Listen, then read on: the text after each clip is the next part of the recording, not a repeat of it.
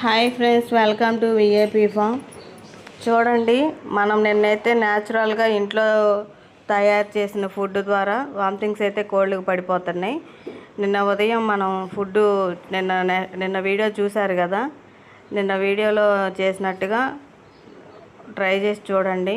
కోడి పిల్లలు అయితే వామిటింగ్, పిల్లలకు కానీ పెట్టలకు కానీ అన్నిటికి కూడా ఫీడ్లో కలిపి ఫుడ్ అయితే ఇచ్చాము.